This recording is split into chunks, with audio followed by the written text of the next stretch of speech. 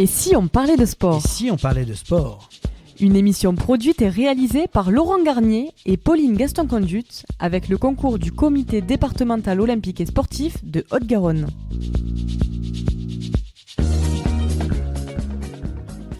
Bonjour à toutes et à tous, c'est la 68e émission de Et si on parlait de sport ? Nous sommes très heureux avec Pauline Gaston-Conduit de vous accueillir pour parler de sport, mais surtout de donner la parole à ceux qui font le sport. Merci à nos partenaires, le Comité départemental olympique et sportif de Haute-Garonne, Profession Sport Animation 31, Semper Connect et LG Consultants qui nous accompagnent toute l'année pour la réalisation de ces émissions. Pour cette 68e émission, nous avons le plaisir d'accueillir Thomas Fantini, président de la maison Pergaud, président de la CFA Blagnac et vice-président du MEDEF 31, André Lafenêtre, directeur général du magazine Sport Région Occitanie, et Bruno Hamé, directeur fondateur de l'agence Bellombra, tous deux co-organisateurs de Dialogue Sport. Bonjour à tous et bienvenue dans cette émission. Au sommaire de cette émission, quand le sport inspire l'entrepreneuriat, Thomas Fantini, figure emblématique de la restauration toulousaine, a bâti un véritable empire gastronomique en s'inspirant des valeurs du sport et en particulier du rugby. Ambassadeur du Canal du Midi et de Toulouse Sud de France, disciple Escoffier et vice-président du MEDEF 31 pour le tourisme, l'alimentation et le sport, il est à la tête de Maison Pergaud, un groupe regroupant restaurants, traiteurs et services de restauration. Son parcours débute au Varcy, un bistrot devenu repère des rugbyman et se poursuit avec la Pergola de l'Ardenne, développée avec l'esprit rugby en son cœur. Pour Thomas, diriger son entreprise, c'est comme coacher une équipe de rugby. Il s'appuie sur ses collaborateurs comme sur une équipe soudée où la solidarité, la rigueur et la convivialité sont essentielles. Inspiré par l'esprit d'équipe, il a su créer des établissements où partage et simplicité règnent. Le succès est collectif et c'est dans la persévérance et les valeurs sportives qu'il trouve la force d'innover et de mener ses projets. Un entretien que l'on vous propose maintenant dans Et si on parlait de sport ? En deuxième mi-temps, et si on dialoguait sport ? Le 28 novembre prochain, la deuxième édition de Dialogue Sport prendra vie à l'amphithéâtre du Mercure Toulouse Centre Compense en plein cœur de la Ville Rose. Ce colloque, qui se veut être un référent sur les thématiques sportives en Occitanie, proposera une journée riche en conférences, débats et ateliers. Le thème phare de cette édition, inclusion par le sport, impact social, formation, comment agir. Une table ronde sur ce sujet réunira experts et acteurs du monde sportif pour discuter des enjeux sociaux du sport et de son potentiel d'insertion. Hilary Pacha, championne de France de saut en longueur et finaliste au JO de Paris 2024, sera la marraine de l'événement, à suivre avec nos invités André et Bruno qui nous donnent tous les détails. Mais avant le coup d'envoi de cette 68e émission, place à l'avant-match et aux principaux résultats sportifs de la semaine. Et si on parlait de sport avant-match ? Et oui, avec les principaux résultats sportifs de la semaine, Pauline.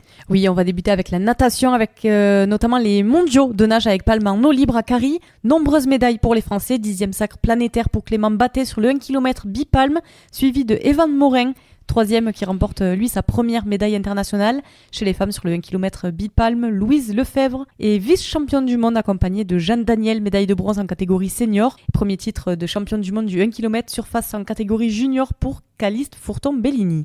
On passe en MMA avec le MMA UFC Paris 3. Le Français Benoît Saint-Denis, les yeux tuméfiés après un premier round sauvage, a été arrêté par le médecin. Avant la troisième reprise, le Brésilien Renato Moicano a été déclaré vainqueur. Passons au triathlon avec le WTCS de Weihai. Podium pour Léo Bergère, très belle opération pour notre triathlète qui remonte à la 2e place du général avec la finale du circuit le 20 octobre. En tennis, l'ATP 500 de Tokyo, le Français Hugo Humbert déborde Jacques Draper puis profite de son abandon 7-5, 2-1 par abandon pour rallier les demi-finales à Tokyo. Quelques mots de wakeboard avec les mondiaux à Choisy-le-Roi. Carton plein pour nos bleus, médaille d'or par équipe. Médaille d'or pour Loïc Deschaux en élite. Pour Meige Bidule en para-wakeboard. Pour Marie Lehmann dans la catégorie des plus de 40 ans. Médaille d'or aussi pour Julie Dromer dans la catégorie des plus de 30 ans. Médaille d'argent pour Gauthier Chapelon dans les U18. Médaille de bronze pour Jacqueline Claret en U14 et Ethan Bertogal dans la catégorie des U14 aussi. Et on reste sur des planches avec le longboard à Abu Dhabi, le longboard tour de la World Surf League. La réunionnaise Alice Lemoigne s'est imposée dimanche sur la piscine à vagues d'Abu Dhabi face à une autre française, Zoé Gros-Piron. Et en VTT enduro et les mondiaux à Zurich, sans faute pour nos nos Bleus qui remportent les 4 titres en jeu. Médaille d'or pour Isabeau Courdurier, Alex Rudeau, Estelle Charles et Kevin Miquel, historique razzia française à l'occasion des tout premiers championnats du monde de la discipline. Et on va passer au cyclisme sur route avec c'était les championnats du monde de course en ligne à Zurich en Suisse avec un exploit extraordinaire de Tadej Pogačar qui est devenu champion du monde pour la première fois de sa carrière dimanche avec une victoire qui a été obtenue de manière éblouissante puisque le Slovène a attaqué à plus de 100 km de l'arrivée. Il devance Ben O'Connor et Van der Poel qui complètent le podium. L'équipe de France, elle, est représentée dans le top 10 grâce à Romain Bardet qui est 10e pour son dernier mondial, tandis que Valentin Madouas se classe 22e. Le leader des Bleus, Julien Alaphilippe, a chuté très tôt dans la journée et s'est déboîté l'épaule gauche. Il a été contraint à l'abandon. Chez les femmes, c'est la Belge Lotte Kopecky, qui a remporté pour la deuxième année d'affilée la course en ligne samedi à Zurich en dominant un sprint à 6. Elle termine devant l'américaine Chloé Digert et l'italienne Elisa Longo Borghini. Côté française, Juliette Labousse n'a pas réussi à suivre les favorites. Elle se classe finalement 12e devant Evita Music, 26e, Cédrine Kerbal, 46e et Marion Brunel, 57e. Il y avait aussi du paracyclisme avec la moisson française qui s'est poursuivie aux mondiaux de Zurich. Le champion olympique Mathieu Borédon a tenu son rang en décrochant le titre du chrono, catégorie H3, comme Florian Bouziani, C3. 6 jours après sa troisième place lors du contre-la-montre, Catel Alençon a récidivé ce samedi en remportant le bronze lors de la course en ligne C4, 70 km 2. Et passons au basket avec la troisième journée de National 1. Le Stade Toulousain Basket s'est imposé 80-75 devant Tours. Un bon démarrage pour nos Toulousains. En handball, Licky Moly Star League, la 4e journée, Nîmes s'est incliné à l'extérieur 24-29 face à Dunkerque. Toulouse s'impose à Limoges 29-28 et Montpellier tombe encore à Nantes 26-29 qui retrouve elle la victoire. Et passons au volley avec la Marmara Spike League. La première journée, Tours nonuple championne de France a été surpris d'entrer à domicile par Montpellier en perdant 3-7-0. Avec ce succès, les Montpelliérains prennent provisoirement la tête du championnat et Toulouse s'est incliné face à Nice 3-1. Et en Liga féminine aussi, pour la première journée, Béziers s'impose face à Chamalières 3-7-1. En football, la Ligue 1, 5e journée, Montpellier a longtemps tenu son adversaire à égalité grâce à la performance de son gardien Berthaud, mais c'est finalement incliné devant Monaco qui arrache pour les 100 ans du club dans les dernières secondes du match. Rapidement mené et inquiété jusqu'au bout, Lyon a fini par s'imposer dans le temps additionnel dimanche contre Toulouse 2-1. En Ligue 2, 7e journée, Rodez s'est incliné face à Amiens 2-1 et pointe à la dernière place de la Ligue 2. Passons au futsal avec la Coupe du Monde. Grâce à sa victoire face à la Thaïlande 5-2 vendredi, l'équipe de France de futsal s'est qualifiée pour les quarts de finale de la Coupe du Monde où elle retrouvera le Paraguay. Rugby à 13, Rugby League, Betfred Championship, le Toulouse Olympique 13 a écrasé Betley 64-16 samedi soir pour conclure la phase régulière du Championships. Et passons du rugby à 13 au rugby à 15 avec la 4e journée de top 14 où Perpignan récoltait son premier succès en top 14 samedi en dominant Clermont 33-3. Montpellier s'est incliné sur le terrain de l'Aviron Bayonnais à 5 minutes de la fin sur le score de 27-28 alors qu'il menait 27-21. En clôture de la 4e journée, les Bordelais se sont imposés à Toulouse 12-16 dimanche et prennent la tête du championnat. Les Toulousains s'inclinent à domicile après 33 matchs de rang sans défaite. Et en Pro D2, toujours du rugby à 15, victoire de Montauban 16-13 face à Nevers. Colomiers a également gagné à Nice 28-19 alors que Béziers a été battu à Aurillac. Et on passe au MotoGP, c'était le Grand Prix d'Indonésie à Mandalika. Chassé croisé entre Francesco Bagnaia et Jorge Martin. Francesco Bagnaia a réalisé une excellente affaire en s'imposant le samedi dans l'épreuve sprint alors que Jorge Martin a terminé 10e après une chute. Par contre, le dimanche, Jorge Martin sur Pramac a surmonté ses démons pour s'imposer enfin en Indonésie et reprendre un peu d'avance sur Francesco Bagnaia qui lui est sur Ducati au championnat. La lutte à deux pour le titre se précise. Côté français, Fabio Quartararo 7e sur Yamaha et Johan Zarco 9e sur Honda ont montré des progrès sur leur moto japonaise, une dynamique à entretenir. Merci pour ces résultats, place à la première mi-temps de cette émission et si on parlait de sport avec notre invité Thomas Fantini. Et si on parlait de sport, première mi-temps.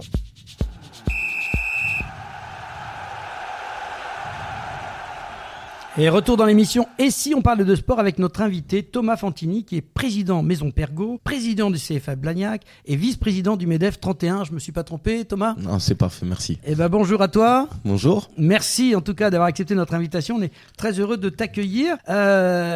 En lisant un petit peu tout ce qui te touche, on a ressorti une phrase qui doit, à mon avis, t'aller comme un gant, c'est quand les valeurs sportives guident un parcours entrepreneurial. Ah ouais, pour le coup, ça représente bien ce que je fais. Ouais. Voilà, donc justement, on va te demander un petit peu de te présenter. C'est un parcours impressionnant depuis plus de 20 ans. Est-ce que tu peux récapituler un tout petit peu ton évolution professionnelle pour nos auditeurs? Tu es parti de là et tu arrives là aujourd'hui. C'est extraordinaire déjà, c'est un beau témoignage. Ouais, alors je sais pas, mais en tout cas, moi je m'éclate. J'estime que c'est un super parcours. Alors pour retracer vraiment l'ADN, c'est que moi je suis né dans un restaurant. Ma famille avait un restaurant qui s'appelle le restaurant des Abattoirs chez Carmen à Toulouse, que mon grand-père est monté en 56. Donc j'ai eu la chance ou la malchance de passer ma jeunesse à la sortie de l'école, les vacances, à travailler là-dedans. Donc je m'étais dit, je ferais jamais ça, ce que j'ai bien réussi pour le coup. Et donc j'ai fait une école de commerce dans la stratégie d'entreprise, management. J'ai travaillé pour des grosses boîtes, j'ai eu la chance de travailler pour Chanel, LVMH en tant que commercial. Et puis très vite, le rapport humain, le contact m'a beaucoup manqué. Je suis revenu dans le restaurant familial pour apprendre. Et j'ai monté en 2002 mon premier restaurant qui était le Varsi à Saint-Cyprien. Et j'ai repris la Pergola en 2004, pour développer le groupe à partir de 2008-2009.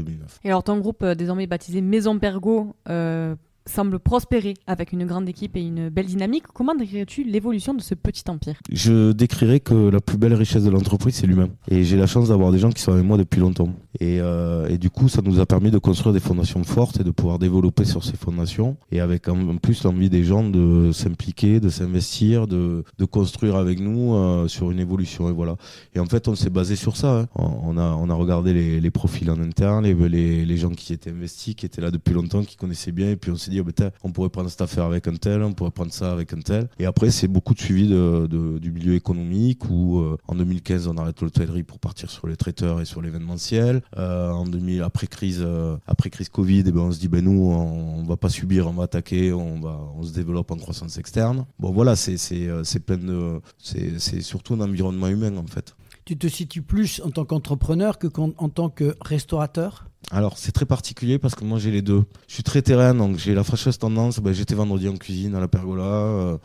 Si on veut une omelette, on vient de te voir, tu nous feras ça très bien. Exactement. Je suis souvent celui qui cuisine avec mes amis aussi.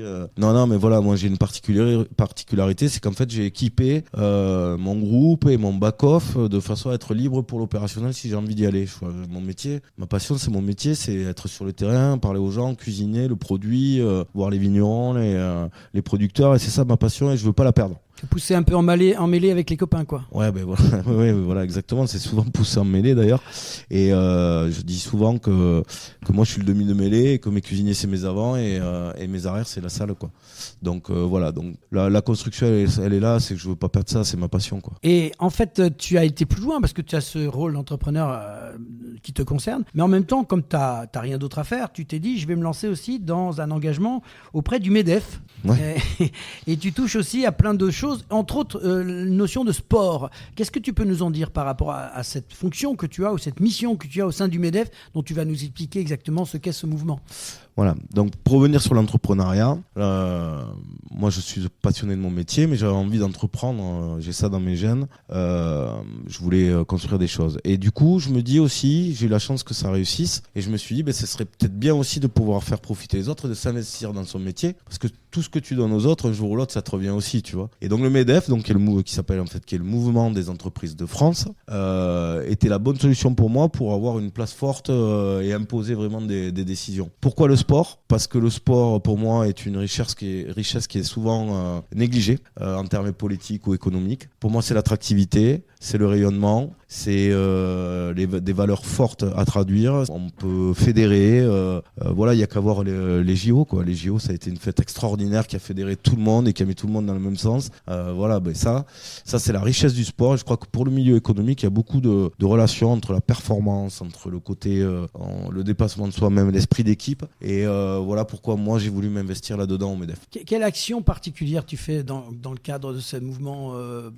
par rapport au sport ? Tu as des actions particulières ? Vous montez des événements ? Pas du tout, c'est juste un travail de consultation ? Alors, il n'y a pas qu'un travail de consultation. L'idée, c'est d'être très proche de tous les gens qui font l'économie du sport dans la région, donc les clubs pro, mais aussi les jeunes, ou les associations, ou les clubs mineurs. Nous, le but, c'est de les accompagner au maximum. On a aussi créé l'école tremplin du sport avec Maglone Bruntier, qu'on héberge à la CFA de Blagnac, puisqu'aujourd'hui on dit la CFA, la Cité des formations.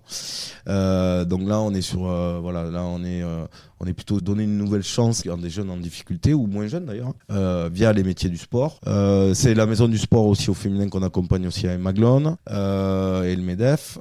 C'est aussi participer aux événements, c'est travailler dans l'agence d'attractivité de Toulouse sur l'arrivée d'événements sportifs et l'accompagnement possible, et forcer aussi un peu nos pouvoirs publics et nos politiques à s'ouvrir l'esprit au sport, parce que on l'a vu sur la Coupe du Monde. On touche les gens du monde entier. À Toulouse, il y a une économie, ça fait bosser les hôtels, les commerces, les restos et autres. Et tout ça, c'est aussi la force d'attractivité du tourisme dans les années à venir. Voilà pourquoi on s'investit là-dedans. Et on le ressent dans ton discours, tu es un passionné de sport. Quelle importance le sport a dans ta vie personnelle et aussi en relation avec tes activités professionnelles ? Alors moi je suis issu du sport. Mon père était un sportif de haut niveau en foot, donc il m'a fait commencer par le foot. Très vite j'ai compris que ce ballon rond là, bizarre, n'était pas fait pour moi et qu'il valait mieux qu'il soit ovale.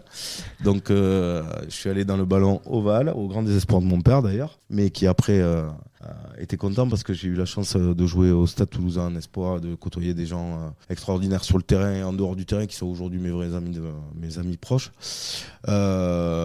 J'ai fait des marathons aussi, New York 2 fois, Paris, pour suivre mon père.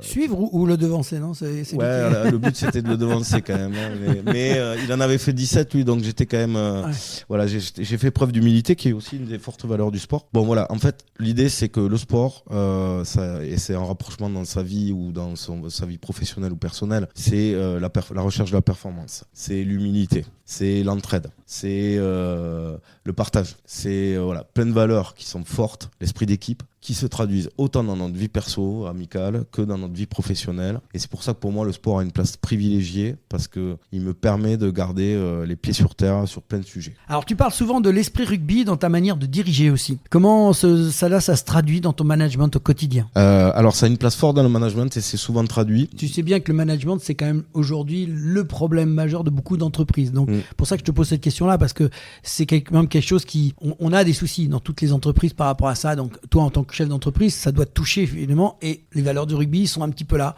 Donc j'avais envie de te poser quand même cette question. Écoute, merci, parce que ça a une place importante en fait. C'est-à-dire qu'aujourd'hui, nous en plus, on est dans un métier en tension, et comme plein de métiers aujourd'hui d'ailleurs, un métier tension de recrutement, problème de compétences et tout ça. Donc nous, on a misé sur comment faire monter les gens qu'on avait déjà en interne. On fidélise d'abord, comme les clients d'ailleurs, on fidélise ceux qu'on a acquis, et puis après on va chercher le reste. Donc on a déjà fidélisé nos équipes, et on a la prétention de dire, et la chance surtout de dire, qu'on a 27% des gens qui ont plus de 10 ans d'ancienneté chez nous, et 34 qui ont plus de 5 ans d'ancienneté. Pourquoi ? Parce qu'on est allé sur un management de proximité. Même si le groupe grossit, même si on est nombreux, on a essayé de retranscrire un peu ces valeurs du sport, du rugby, dans notre façon de manager. Je disais tout à l'heure, mes cuisiniers sont mes avants, mes arrières c'est la salle, et moi je suis le demi de mêlée. Donc voilà, proximité, comment garder le lien, les valeurs de performance, toujours leur rappeler la performance, mais en même temps leur rappeler les valeurs de partage, de notion d'équipe, et faire en sorte que au travers de ces valeurs-là, ils se sentent bien, et ils le fassent transpirer auprès des clients aussi. Et quand on est respecté par les clients pour ça, quand on est respecté par sa hiérarchie, quand on est proche de sa hiérarchie, pour moi, il est très facile de voir sur le visage de quelqu'un dans mon groupe que j'arrive sur une prestation ou dans un restaurant, s'il va bien ou pas bien, parce que je le connais bien. Et je sais quelle humeur il a, et je sais si ça va ou si ça va pas. Et là, on dépasse un peu le schéma, on se dit, comme dans un coach qui prend quelqu'un dans son bureau et qui lui dit bon mais qu'est-ce qui se passe là, tu joues pas bien, qu'est-ce qui t'arrive quoi, dis-moi, explique-moi, et on va trouver. Ou des fois le petit moment avec les équipes, la troisième mi-temps, en disant bon les gars, on est passé à travers là, c'est pas possible, on se retrouve ensemble, on se dit les choses, et puis le lendemain on redémarre. On a gardé ça marche, ça aura peut-être ses limites, mais aujourd'hui ça marche, et dans une ville comme Toulouse encore plus. Il y a l'esprit qui est là. Alors je sors un petit peu du cadre, mais j'ai lu quelque part que tu voulais nous faire prendre le bouillon. Ah ouais, vous allez prendre des gros bouillons. Mais j'espère que vous allez en prendre des bouillons. Est-ce que tu peux nous parler un petit peu de ça? Est-ce que c'est pas trop top secret, ou est-ce que tu peux nous en dire un peu plus? Bien, non, alors c'est top secret sur les lieux qu'on va annoncer bientôt.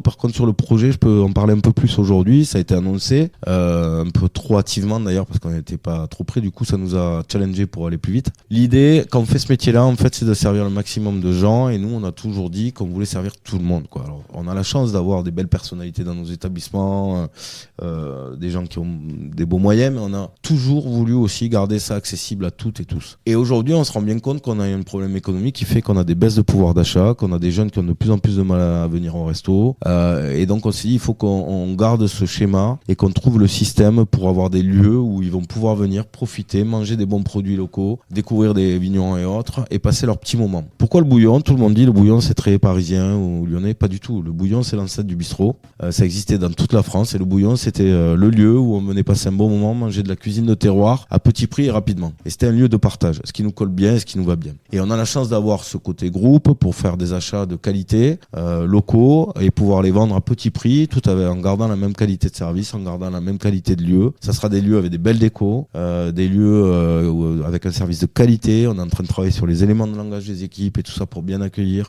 sélectionner les beaux produits, à vendre pas cher, moins cher qu'ailleurs, tout sans négliger la qualité, le volume et tout ça. Le but, c'est qu'on puisse assouvir encore notre passion longtemps et avec tout le monde. Et pour conclure cette interview, qu'est-ce qui te motive à continuer d'innover et de développer tes projets ? Je vais dire mes équipes déjà. Mes équipes, parce qu'elles sont... alors avant, c'était moi qui étais un peu le feu follet, qui disait on va faire ci, on va faire ça, et tout le monde disait ramez derrière. Aujourd'hui, c'est plus les équipes qui me poussent, qui me disent allez, on va là, on essaye ci, on essaye ça. Ça me va bien. Donc les équipes à fond parce que elles vivent une belle aventure et qu'elles ont envie d'aller plus loin et qu'on y arrive. Il y a ce côté quand même valorisation des produits locaux et tout ça. Et là, je vous avoue qu'on est plus sur une phase de structuration, de stabilisation. On va lancer ce projet des bouillons. On va se donner les moyens de refaire des nouvelles fondations plus fortes. Si tu avais un message aujourd'hui à donner à des jeunes qui se cherchent, qui sont un peu dans l'inquiétude avec tout ce qui se passe, avec tout ton parcours, qu'est-ce que tu leur dirais ? Je leur dirais que moi, jusqu'à l'âge de 20 ans, je savais pas ce que j'allais faire. Et que j'ai commencé par la petite porte et qu'aujourd'hui, j'ai la chance de diriger un groupe. En fait, il y a des métiers, je parle de la restauration parce que c'est le mien, mais il y en a d'autres, où on peut commencer en bas de l'échelle et finir très, très haut. Et quand on a envie, quand on est capable de se donner un potentiel d'y arriver, quand on est capable de se dépasser un peu et d'aller chercher quelque chose, ces métiers-là nous offrent des belles carrières, quoi. Et avec des bonnes rémunérations derrière, ce qui n'est pas donné tous les jours aujourd'hui.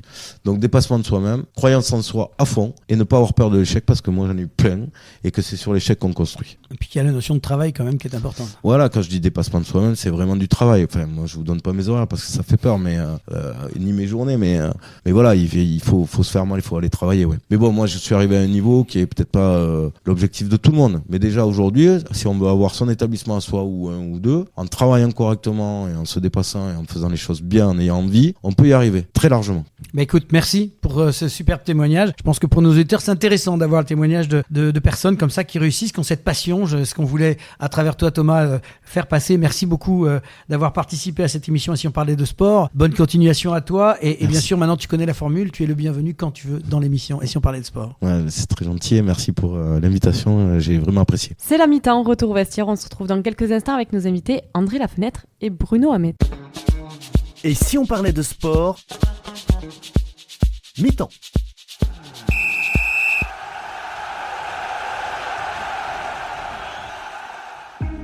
Passionné de sport, vous souhaitez participer à son développement sur le territoire de la Haute-Garonne ? Alors ne cherchez plus. Le comité départemental olympique et sportif de la Haute-Garonne est là pour vous. Notre passion commune, l'excellence sportive et l'olympisme. Le CDOS 31 accompagne les comités départementaux et les clubs dans leur développement. Par des formations adaptées aux bénévoles et salariés pour développer leurs compétences, par l'organisation de multiples manifestations sportives dans lesquelles vous pouvez être intégré, à travers la mise à disposition de volontaires en service civique. Alors contactez le comité départemental olympique et sportif de la Haute-Garonne dès maintenant par mail contact@cdos31.org ou au 05 62 24 19 02. Ensemble, faisons briller la Haute-Garonne à travers le sport. Jeudi 28 novembre, et si on dialoguait sport ? Retrouvons-nous à Dialogue Sport pour un grand débat sur des thématiques sportives essentielles. Environnement, inclusion, formation, sport, entreprise et santé, et un bilan des Jeux olympiques et paralympiques. Toutes les informations sur sportivité.fr.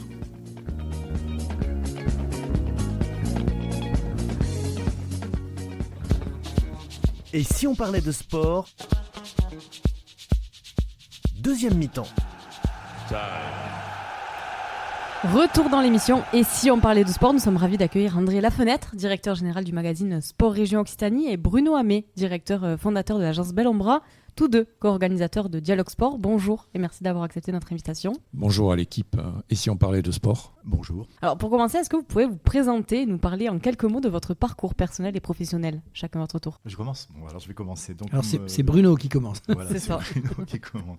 Moi, je suis dans la communication depuis 30 ans. J'ai créé l'agence Bellombra en 2002 et avant, j'étais dans la communication politique. Voilà. Et dans une autre vie, la première vie, j'étais dans l'hôtellerie. Un point commun avec notre invité Thomas Fantini. Alors j'ai entrepris un certain nombre de choses. Comme Thomas, j'ai dû rencontrer quelques réussites et quelques échecs également. Et puis le sport a été un fil rouge depuis assez longtemps maintenant, puisque j'ai créé en 1998 le magazine Sport Région Midi-Pyrénées à l'époque, qui est devenu aujourd'hui Sport Région Occitanie. Voilà, et puis je collabore sur différents événementiels sportifs où j'organise certains événementiels sportifs. Et puis j'ai créé un club d'entreprise qui, avec un ADN sport, et on va faire du sport avec un certain nombre d'entrepreneurs très régulièrement. J'ai envie de dire, et si on dialoguait sport, cette deuxième édition de Dialogue Sport approche à grands pas. Quelles sont vos attentes pour l'événement de cette année? Grandir. On a réalisé une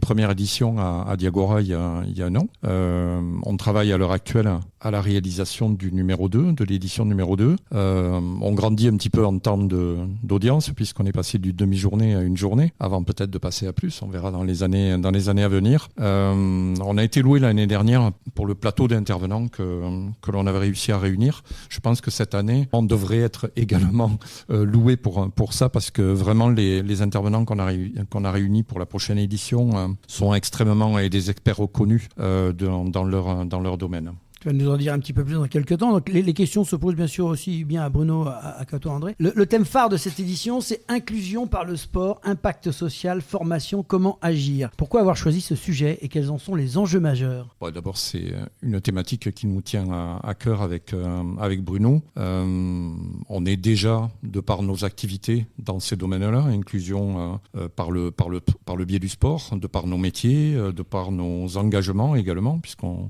travaille avec quelques organisations qui cherchent à solutionner quelques problèmes dans ces domaines-là. Donc c'était naturel que cette conférence fasse partie de notre programme 2024. Hilary Pacha, championne de France de saut en longueur et finaliste aux Jeux 2024, sera marraine de l'événement. Qu'apporte-t-elle à cette édition? Sa fraîcheur, toute sa fraîcheur, toute sa bonne humeur. D'abord, elle va venir nous parler des JO, de son expérience aux JO. Moi, je la connais depuis 2-3 ans. Elle avait participé déjà à une première manifestation, un premier événement que j'avais fait dans le Tarn sur le sport et l'environnement.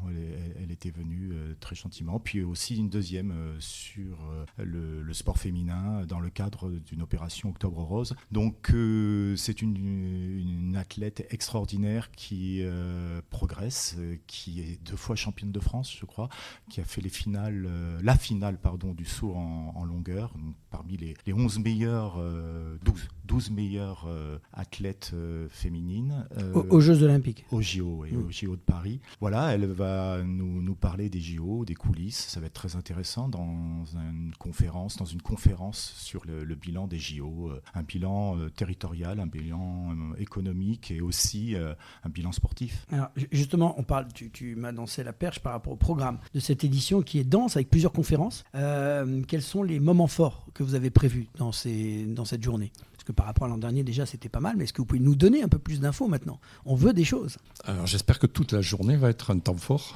4 thématiques qui seront traitées. Tu as cité la première avec sport et environnement, un avenir commun, sur lequel on va se poser des questions, peut-être qu'on ne s'est pas posé jusque-là, justement, de l'avenir commun entre les deux. La diversité des intervenants va, j'en suis sûr, donner un débat assez riche sur cette thématique-là.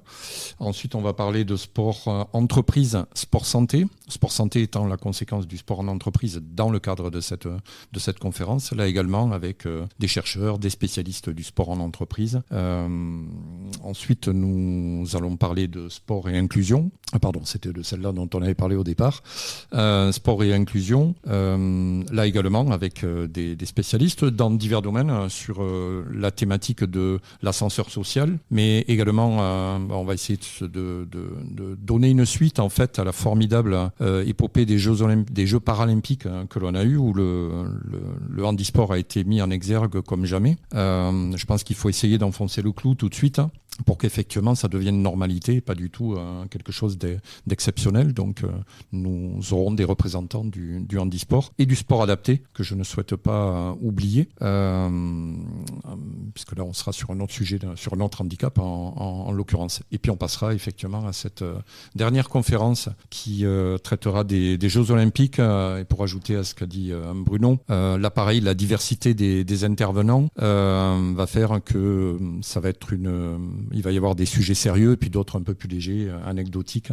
Ça risque d'être assez sympa et ça pourrait être mené par quelqu'un qui est connu de tous. On va voir, on attend sa validation, mais ça peut être assez sympathique. Là, tu me titilles. Moi, j'ai envie de te demander quels sont les intervenants que tu veux nous faire venir, parce que c'est ouvert au public, cette manifestation. Comment ça se passe exactement? Et puis, qui va être là quand même? Le public que l'on cible, nous, dans notre communication, c'est plutôt des gens initiés, des gens engagés dans le sport, des gens qui ont des intérêts éventuellement. Donc on va aller plutôt sur la collectivité, de l'institution du sport, des ligues, des comités, des clubs, des entreprises, beaucoup d'entreprises sur la fin de journée qui sont engagées dans le milieu sportif. Mais après, les conférences sont ouvertes à tous, tout passionné en fait de sport qui arrive à attraper le lien d'inscription peut tout à fait le faire. C'est sur inscription, puisqu'il faut qu'on maîtrise évidemment les places dont nous disposons,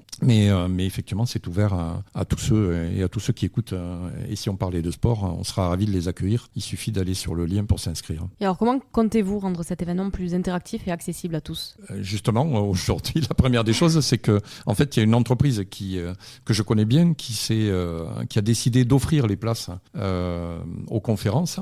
Donc la gratuité, c'est déjà un grand pas pour l'ouvrir à tout le monde. Donc c'est pas le portefeuille qui freinera effectivement les gens de venir. Vous êtes aussi au niveau informatique, au niveau des réseaux sociaux un petit peu, je pense, la communication, c'est un peu ça le principe? Oui, depuis le début de l'aventure, on a une communication très pointue sur les réseaux sociaux, puisque ça correspond à nos cibles. D'abord une cible grand public, bien sûr, mais une cible aussi de décideurs sportifs, décideurs économiques. Donc voilà, on communique énormément à travers des réseaux, des canaux digitaux comme LinkedIn. Enfin, on peut nous retrouver un peu sur tous les réseaux et suivre l'actualité de Dialogue Sport et un peu par épisode la présentation des intervenants. Alors justement, je insiste, mais quelques noms quand même d'intervenants à nous donner. Est-ce que vous pouvez lâcher quelque chose? Bruno, je t'ai envoyé le listing tout à l'heure. Alors, oui, enfin... On a les noms sont là, ils sont sur le papier, mais après, on attend encore quelques confirmations, mais c'est vrai qu'on aura des intervenants de qualité. Tu as la feuille de match, mais tu ne veux pas nous la donner. Voilà, tu sais, les journalistes, on aime bien savoir quand même. On veut avoir la compo, nous, avant les matchs. Non, mais il faut venir sur les réseaux sociaux pour trouver la compo, c'est bien. Vous voyez, là, il y a déjà quelques... On ne va pas y arriver, Pauline, alors le faire lâcher l'info. Il y a déjà quelques noms qui ont été cités, mais c'est vrai qu'il y a l'agence Écolosport qui sera là pour parler de sport et d'environnement. Le CEVIF nous accompagnera pour parler d'inclusion. La FFSE sera là évidemment pour le sport en entreprise par exemple. Voilà. Effectivement, on a aujourd'hui la feuille de match, elle est complète à 80-90%. Il y aura des médailles, des médaillés. Il y aura beaucoup de sportifs évidemment de haut niveau sur la dernière des tables. Et puis après, il y aura des gens qui ont travaillé à la fabrication des jeux pour avoir une autre vision des jeux, pas juste celle que l'on a pu percevoir au travers des exploits. Et donc ça va être fait également d'anecdotes. Ça va être très sympathique. Et puis il y a un personnage aussi, je crois, qui va être là, mais il ne voulait pas nous le dire. J'ai pas la confirmation totale. Voilà, j'ai quelques années derrière moi et malheureusement, j'ai pas envie d'annoncer quelque chose qui n'arrivera pas. D'accord. Bon, on va rester là. On peut pas faire mieux. On aurait essayé, Pauline. Alors, quelle vision portez-vous sur l'avenir du sport en Occitanie et le rôle de Dialogue Sport dans cette dynamique, tous les deux? Parce qu'en fait, ça sert aussi à parler de ça. Dialogue Sport, c'est pas uniquement on est là et terminé. Il y a une dynamique derrière que vous voulez impulser, j'imagine. Il y a une réflexion que vous voulez lancer. Est-ce que vous pouvez aller un peu plus loin dans votre réflexion? Dialogue Sport est porté par une association qui s'appelle Sportivité, qui héberge un club d'entreprise, que connaît bien Thomas d'ailleurs. C'est une chose, réalise des événementiels sportifs, travaille aujourd'hui sur le calendrier 2025 avec la Fédération française du sport en entreprise, c'est-à-dire qu'il y aura une continuité par rapport à Dialogue sur ce sujet-là et qu'on va réaliser un circuit d'événementiels sportifs autour du sport en entreprise. À côté de ça, pour ce qui me concerne, je dirige un magazine de sport, Sport Région, qui effectivement, je trouve que le Dialogue Sport vient en conclusion d'une année, puisqu'il se passe toujours en fin d'année, vient en conclusion d'une année de sortie du magazine et le magazine sera le relais après par la suite, effectivement, des idées qui ont pu sortir, des politiques qui seront menées. Voilà, donc c'est toute une cohérence dans tout ce que l'on fait autour du sport. Et comment est-ce que vous voyez l'avenir de Dialogue Sport? On a toujours, on sait où on veut aller, mais c'est pareil, on a la feuille de match, mais on ne veut pas la donner trop tôt. On se rend compte qu'il y a beaucoup d'événements aujourd'hui qui se créent. J'ai participé à un événement il y a quelques jours où les thématiques étaient étrangement similaires. Voilà, c'est intéressant. Donc je préfère regarder effectivement ce vers quoi on souhaite aller à l'avenir et pas en dire trop aujourd'hui. On ne sait pas non plus économiquement les années qui viennent, comment va être traité le sport. Donc on veut pouvoir bouger, changer de voie s'il le faut, être réactif à l'actualité. Et justement, pour vous joindre alors, je me tourne vers toi Bruno, il y a un contact, il y a un mail, si on a besoin d'informations, de renseignements, qu'est-ce que tu peux nous donner comme lien direct ? Il y a un mail oui, bien sûr, il y a un mail. Enfin, il y a tout ce qu'il faut pour nous joindre. On va nous trouver très vite, je pense. Il n'y a aucun problème. Il y a tous les réseaux, donc LinkedIn, Instagram, Facebook. Donc, il faut chercher le mot Dialogue Sport et on le trouve très facilement. Il y a un site. Il y a un site internet, c'est tout simple, c'est sportivité.fr. Voilà. Il y a la page Dialogue qui présente tout le programme, les liens d'inscription.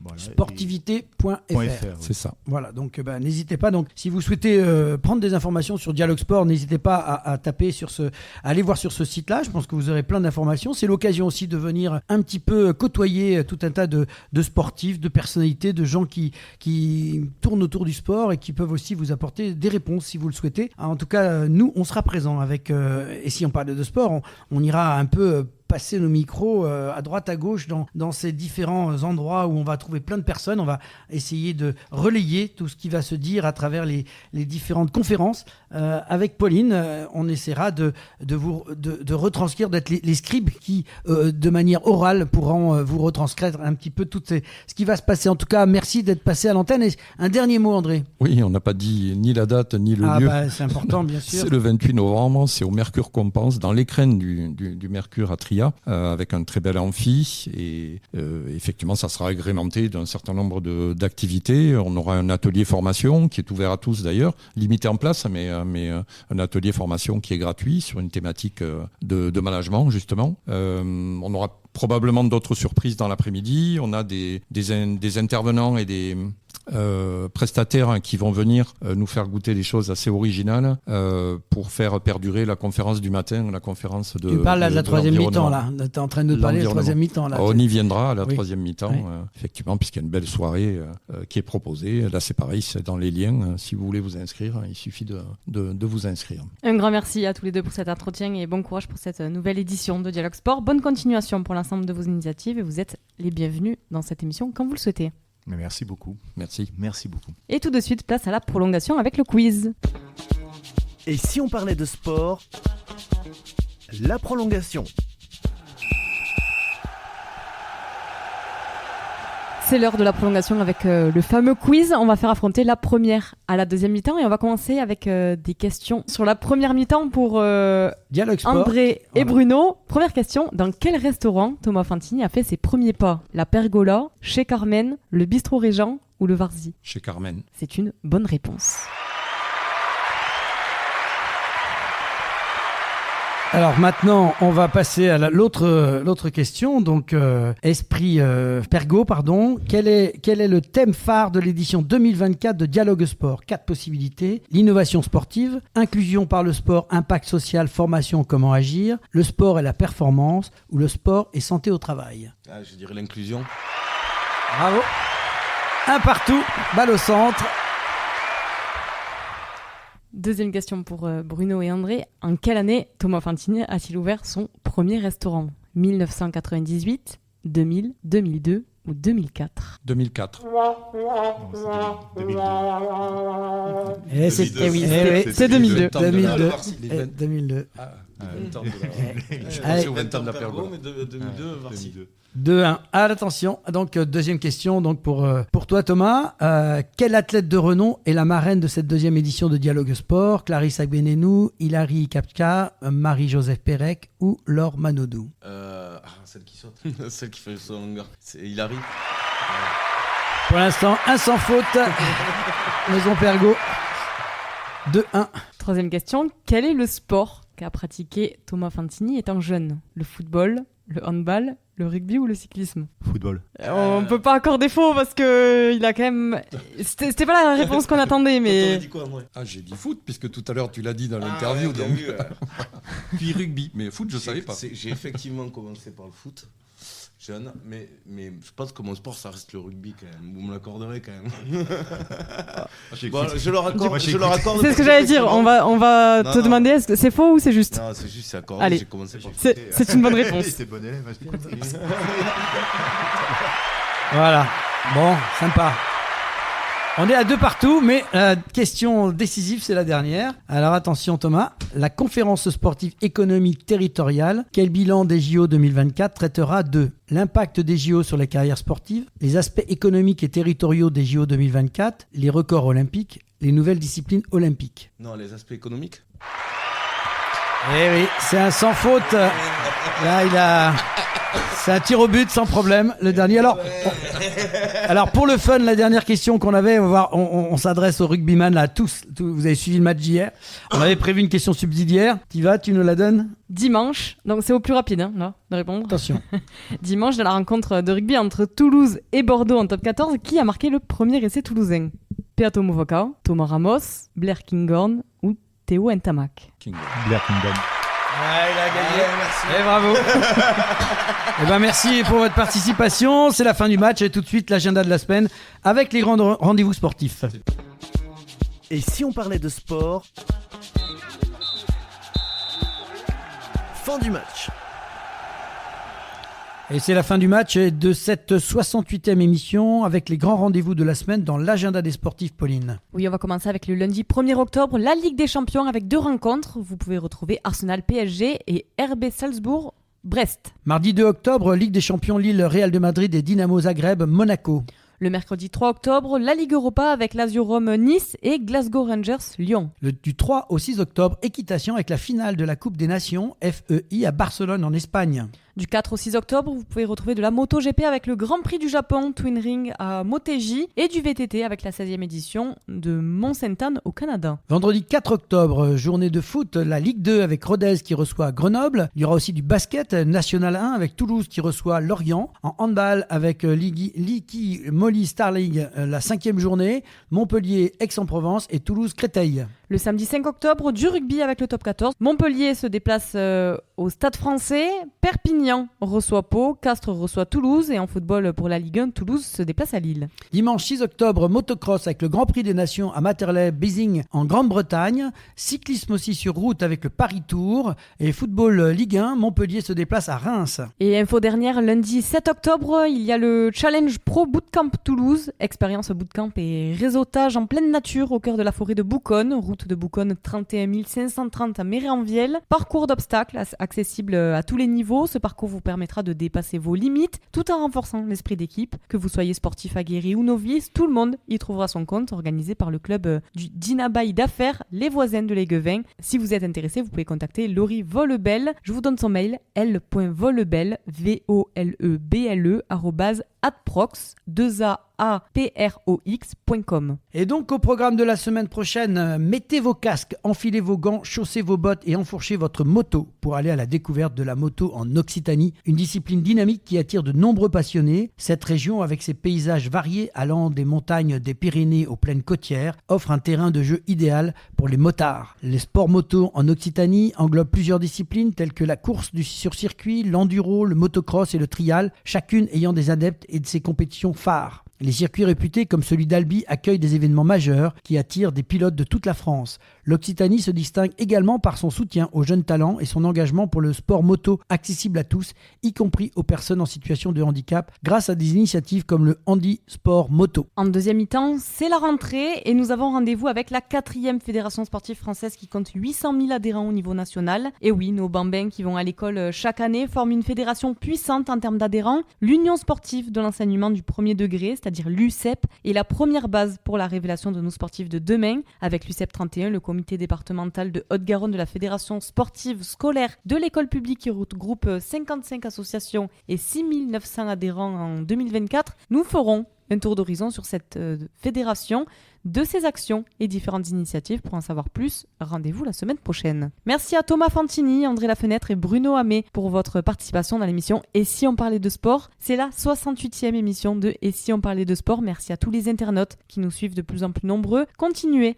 à nous écouter, à partager sur les réseaux et à vous abonner à notre chaîne YouTube Et si on parlait de sport. Un grand merci à nos partenaires, le comité départemental olympique et sportif de Haute-Garonne, à Profession Sport Animation 31, Samper Connect et LG Consultant pour leur contribution précieuse à la réalisation de cette émission. Merci à Sébastien Couratin, notre partenaire informatique Samper Connect, pour l'ensemble du suivi réseau informatique, plateforme podcast, site internet et ses conseils avisés. Merci Pauline Gaston-Conduite, journaliste et co-animatrice de l'émission, pour ton aide précieuse à la préparation et la réalisation de cette émission. Merci à toi Laurent, merci de votre fidélité et rendez-vous pour une nouvelle aventure de Et si on parlait de sport la semaine prochaine.